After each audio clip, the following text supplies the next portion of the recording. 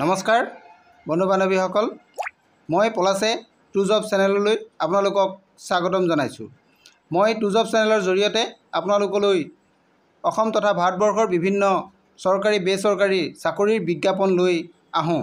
আজিও ঠিক তেনেধৰণে অসম চৰকাৰৰ এটা গুৰুত্বপূৰ্ণ বিভাগ ভেটেনাৰী বিভাগৰ এটা বিজ্ঞাপন লৈ আপোনালোকৰ ওচৰলৈ আহিছোঁ। বিজ্ঞাপনটো APSC ফালৰ পৰা প্ৰকাশ কৰিছে।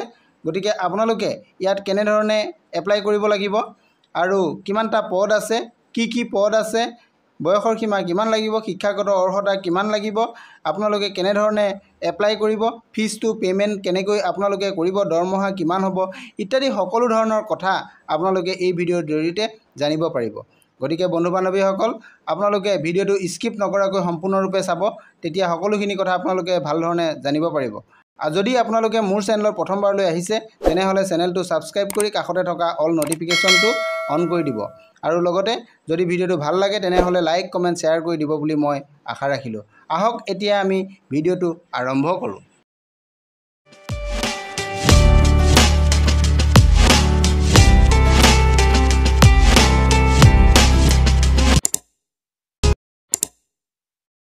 বন্ধু বান্ধৱীসকল, মই আজি আপোনালোকলৈ যিটো বিজ্ঞাপন লৈ আহিছোঁ এইটো আপোনালোকক দেখাইছোঁ।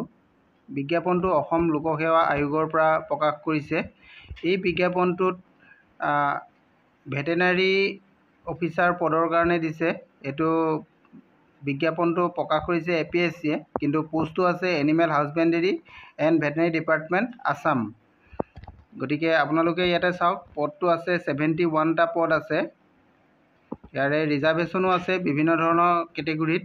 আপোনাৰ অ'পেন কেটেগৰীত আছে 37 পোষ্ট, OBCত আছে 19টা পোষ্ট, SC আছে 5 আৰু ST প্লেনৰ 7, ST হিলছৰ 3, টোটেল 71 পদ। আৰু তাৰে ওমেন ৰিজাৰ্ভেশ্যন আছে। ওমেনৰ কাৰণে অ'পেন কেটেগৰীত দিয়া হৈছে 37টা পদৰে 11টা পদ ওমেন ৰিজাৰ্ভেশ্যন আছে। আৰু OBCৰ 19টা পদৰ 6টা পদ ওমেনৰ কাৰণে দিয়া হৈছে। SCৰ 5টা পদৰ 1টা পদ ওমেনৰ কাৰণে দিয়া হৈছে।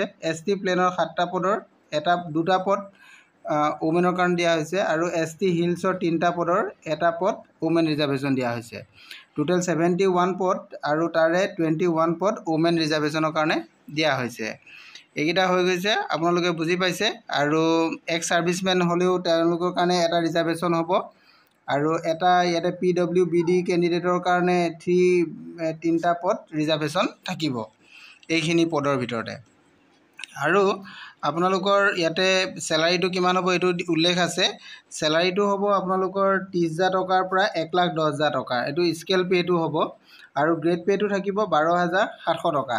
আৰু টোটেল পে' বেণ্ড হ'ব আপোনালোকৰ 4 পে' বেণ্ড হ'ব। এইকেইটা হৈছে চেলাৰীটোৰ কথা। আৰু বয়সৰ সীমাৰ কথাও ইয়াতে উল্লেখ আছে। আপোনালোকে বয়সৰ সীমাৰ কথাও ইয়াতে পাই যাব। বয়সটো আপোনালোকৰ 21 বছৰৰ পৰা 38 বছৰৰ ভিতৰত হ'ব লাগিব 1/1/2024লৈকে। 1/1/2024লৈকে আপোনালোকৰ 21ৰ পৰা 38 বছৰৰ ভিতৰত হ'লে আপোনালোকে এই পদৰ কাৰণে এপ্লাই কৰিব পাৰিব।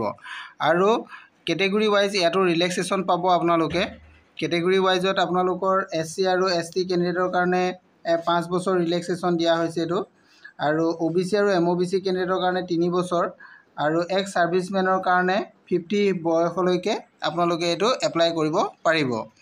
এইখিনি এজৰ ৰিলেক্সেশ্যন দিয়া হৈছে। আৰু আপোনালোকে এই পদৰ কাৰণে এপ্লাই কৰিবৰ কাৰণে আপোনালোকে যিটো ফিজ পে'মেণ্ট কৰিব লাগিব, ফিজৰ পেটাৰ্ণটো মই আপোনালোকক কৈ দিব বিচাৰিছোঁ। জেনেৰেল কেটেগৰীৰ যিখিনি কেণ্ডিডেট আছে তেওঁলোকে ইয়াতে পে'মেণ্ট কৰিব লাগিব 297.20 টকা আপোনালোকে পে'ড কৰিব লাগিব। আৰু যিসকল SC ST OBC MOBC candidate হয় তেওঁলোকে 197.20 টকা পে'মেণ্ট কৰিব লাগিব। আৰু যিসকল BPL হোল্ডাৰ হয় তেওঁলোকে অনলি ফৰ GST যিটো ৰেট হয় সেইটো পে'ড কৰিব লাগিব 47.20 টকা পে'ড কৰিব লাগিব। আৰু যিসকল PWBD কেণ্ডিডেট আছে তেওঁলোকেও 47.20 টকাই পে'ড কৰিব লাগিব। এইটো পে'ডটো আপোনালোকে অনলাইন থ্ৰু কৰিব লাগিব। অনলাইনৰ সহায়ত আপোনালোকে এইটো নেট বেংকিং হওক বা ডেবিট কাৰ্ড বা ক্ৰেডিট কাৰ্ডৰ সহায়ত আপোনালোকে এইটো পে'মেণ্ট কৰিব লাগিব। আৰু ইয়াতে পে'মেণ্ট কৰা লাষ্ট ডেটটো দিয়া হৈছে আপোনালোকৰ 12 এপ্ৰিল। 12 এপ্ৰিলৰ ভিতৰত আপোনালোকে এইটো পে'মেণ্ট কৰিব লাগিব। আৰু আপোনালোকৰ অনলাইন এপ্লাই যিটো লাষ্ট ডেট হয় সেইটো হৈছে 10 এপ্ৰিল আৰু পে'মেণ্ট কৰা লাষ্ট ডেটটো হৈছে আপোনালোকৰ 12 এপ্ৰিল। আপোনালোকে এইটো ভুল নকৰিব। অনলাইন ক্লোজিং ডেটটো আছে আপোনালোকৰ 10 এপ্ৰিল। 10 এপ্ৰিলৰ ভিতৰত আপোনালোকে এপ্লাই কৰিব লাগিব। তাৰ পাছত আপোনালোকে পে'মেণ্টটো দুদিন দেৰিকৈ কৰিলেও হ'ব। আপোনালোকে পে'মেণ্টটো 12 তাৰিখৰ ভিতৰত কিন্তু কৰিব লাগিব। অলৰেডি আপোনালোকৰ এইটো অনলাইন এপ্লাই আৰম্ভ হৈ গৈছে। এইটো 11 এপ্ৰিলৰ পৰা ষ্টাৰ্ট হৈছে। গতিকে আপোনালোকক মই ভিডিঅ'টো লাষ্ট টাইমত ৰিমাইণ্ডাৰ ভিডিঅ' হিচাপে আপোনালোকক দেখাইছোঁ। আপোনালোকে চাব আৰু যিমানখিনি পাৰে আপোনালোকে মই বুজাই দিবৰ কাৰণে চেষ্টা কৰি আছোঁ আপোনালোকক। আৰু কিবা যদি অসুবিধা হয় তেনেহ'লে আপোনালোকে মোৰ ভিডিঅ' ডেছক্ৰিপশ্যনত কমেণ্ট কৰিব, মই আপোনালোকক জনাবলৈ চেষ্টা কৰিম। ইয়াতে আপোনালোকৰ যিখিনি ডকুমেণ্টছ আছে, ডকুমেণ্টছ আপোনালোকে ফটো দিব লাগিব। ফটোটো ইয়াতে চাইজটো দিয়া আছে, মিনিমাম 50 KB হ'ব লাগিব ফটোটোৰ চাইজ, আৰু মেক্সিমাম চাইজটো 200 KBৰ ভিতৰত হ'ব লাগিব। আৰু ফটোটো আপোনাৰ এই ৰিচেণ্টলি 3 মাহৰ ভিতৰত তোলা ফটো হ'ব লাগিব। এইটো আছে। আৰু আপোনালোক যিটো ছিগনেচাৰ আপলোড দিব, ছিগনেচাৰটো ঠিক তেনেধৰণে 50 KBৰ পৰা 200 KBৰ ভিতৰত হ'ব লাগিব। এইটো আপোনালোকে মনত ৰাখিব। আৰু এই ফটোখিনি বা যিখিনি ডকুমেণ্টছ আপোনালোকে ফটো ছিগনেচাৰ দিব, এইকেইটা আপোনালোকে PDF-ত দিব লাগিব। এইটো ইয়াতে উল্লেখ আছে আপোনালোকক PDF-ত দিব লাগিব বুলি। এইখিনি কথাই আপোনালোকৰ আছে। আৰু আপোনালোকে অনলাইন আবেদন কৰিবৰ কাৰণে ইয়াৰ APSC যিটো অফিচিয়েল ৱেবছাইটত যাব, তাত গ'লে আপোনালোকে এইটো এপ্লাই কৰিব পাৰিব। আৰু কেনেধৰণে আপোনালোকে বিজ্ঞাপনটো চাব পাৰিব সেইটো মই আপোনালোকক দেখাই দিম। আপোনালোকে চাই থাকক ভিডিঅ'টো শেষলৈকে চাই থাকক। আপোনালোকে কেনেধৰণে অনলাইন এপ্লাই কৰিব আৰু কিমানটা পদ আছে সকলোখিনি বিষয়ে আপোনালোকে জানিব পাৰিব। গুগলত আহিব, ময়ো গুগলত আহিছোঁ। গুগলত আহি ইয়াতে চাৰ্চ কৰিব আপোনালোকে APSC লিখি চাৰ্চ কৰি দিব। APSC লিখি চাৰ্চ কৰাৰ লগে লগে আপোনালোকে এটা ৱেবছাইট আপোনালোকে ইয়াতে দেখা পাব, APSC যিটো official website, Assam public service commission apsc.nic.in। এইটো পোৱাৰ লগে লগে আপোনালোকে এই অপশ্যনত ক্লিক কৰিব। ক্লিক কৰাৰ লগে লগে APSC যিটো অফিচিয়েল ৱেবছাইটটো আপোনালোকৰ ইয়াতে আহি যাব। অহাৰ পাছত আপোনালোকে ইয়াতে ৰিক্ৰুইটমেণ্ট এডভাৰটাইজমেণ্ট বুলি এটা অপশ্যন পাব। এই অপশ্যনত যাব। এই অপশ্যনত যোৱাৰ লগে লগে আপোনালোকৰ ৰিক্ৰুইটমেণ্টখিনি আহিব। ইয়াতে আপোনালোকে চাব ৰিক্ৰুইটমেণ্ট অপশ্যনত এইটো যিটো বিজ্ঞাপন আপোনালোকে দেখা পাব ইয়াতে, এইটো veterinary officer, block veterinary officer class B, class 1।